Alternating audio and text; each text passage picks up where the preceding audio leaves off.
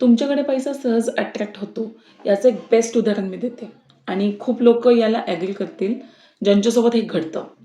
असं कधी झालंय का की तुम्ही एखाद्या दुकानात गेलात आणि तिथे गर्दी नाही आहे, अगदी शांत आहे, फक्त दुकानाचा मालक आहे आणि तुम्ही गेल्यानंतर पटपट पटपट तिथे गिऱ्हाईक यायला लागतं.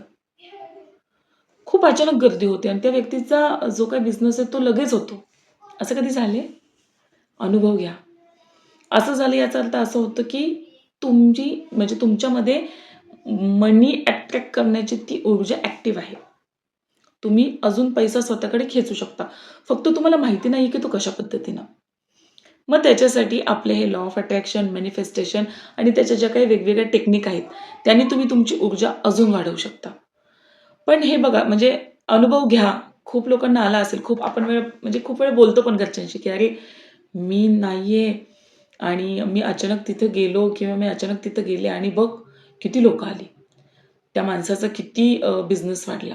किती गर्दी झाली त्याच्याकडे." खूप वेळा तुम्ही असं बोललाही असाल स्वतःशी किंवा तुमच्यासोबत जे असेल त्यांच्याशीही.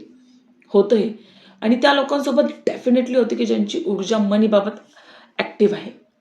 फक्त तुम्हाला थोडीशी गरज आहे याविषयी अभ्यास करण्याची. ज्यांना असं अनुभव आलेला आहे, त्या लोकांनी मला कमेंट करा, की "हो, माझ्यासोबत हे असं घडतं."